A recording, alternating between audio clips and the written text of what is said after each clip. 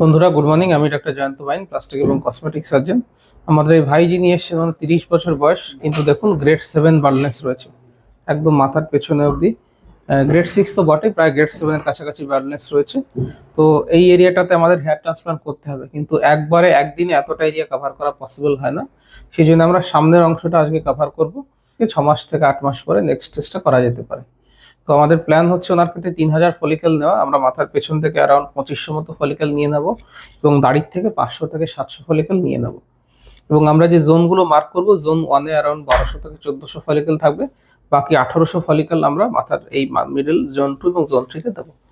আমাদের এই ভাইয়ের যে 30 বছর বয়সে এতটা চুল পড়ে গেছে, অ্যাকচুয়ালি ওনার ফ্যামিলি হিস্ট্রি রয়েছে। ওনার বাবার যদিও নেই, কিন্তু ওনার জেঠু, কাকা এবং মামা বাড়ির দিকে এই বার্ডনেসটা রয়েছে। সুতরাং একটা ফ্যামিলি হিস্ট্রি রয়েছে, যেটা খুব স্বাভাবিক।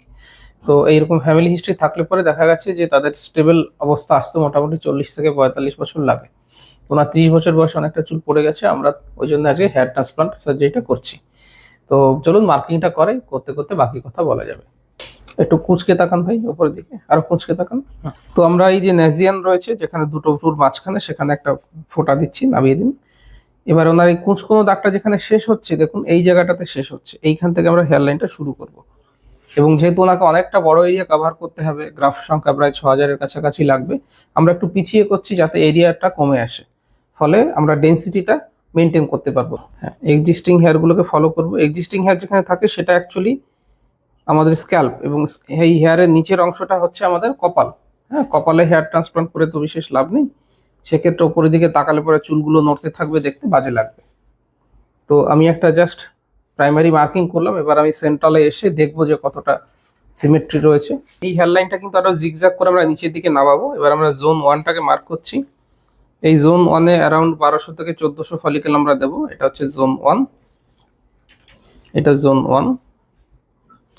এবং এই জোন 1-এর মাঝের যে অংশটা, সেটাকে আমরা জোন 2 বলে থাকি। এটা নেক্সট ইম্পর্টেন্ট এরিয়া, এটা হচ্ছে জোন 2। একটু মাথা নামিয়ে দিন ভাই। এই এরিয়াটা হচ্ছে জোন 3। তো এই তিনটে জোন আজকে আমরা কভার করব। জোন 1, জোন 2 এবং জোন 3, এই তিনটে জোন আজকে আমরা কভার করছি।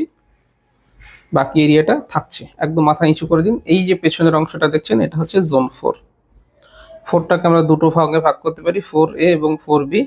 4A-র চুলগুলো সামনের দিকে আসে, এই চুলগুলো সামনের দিকে আসে, আর 4B-র চুলগুলো পেছনের দিকে যায়। তাহলে 1, 2, 3, 4A, 4B, টোটাল 5টা জোন হলো। 5টা জোনের মধ্যে প্রথম 3টে জোন আজকে আমরা টার্গেট করছি। তো এই ভাইয়ের ক্ষেত্রে মার্কিংটা আপনাদেরকে দেখালাম, এবং আমরা কোন জোনে কতগুলো চুল দেবো সেটাও বোঝালাম।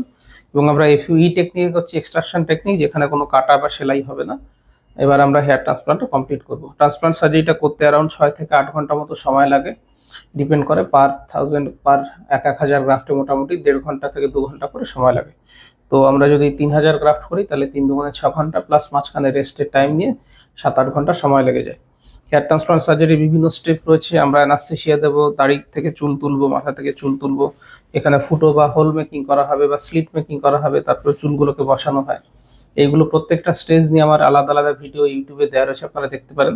হেয়ার ট্রান্সপ্লান্ট করার পরে কিভাবে পরিচর্যা করবেন, কবে থেকে স্নান করবেন, কতদিন ওষুধ খাবেন, কবে থেকে স্প্রে নেবেন, কবে থেকে আপনি অন্যান্য কাজে জয়েন করতে পারেন, কবে থেকে স্নান করতে পারেন, এই সমস্ত বিষয় আমার ইউটিউবে ভিডিও আছে, সেগুলো দেখতে পারেন।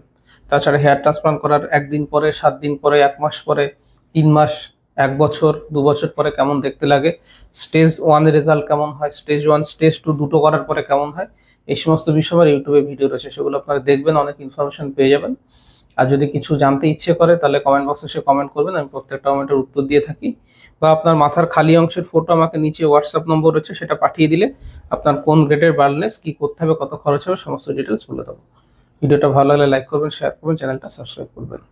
ভিডিওটা দেখার জন্য ধন্যবাদ, নমস্কার।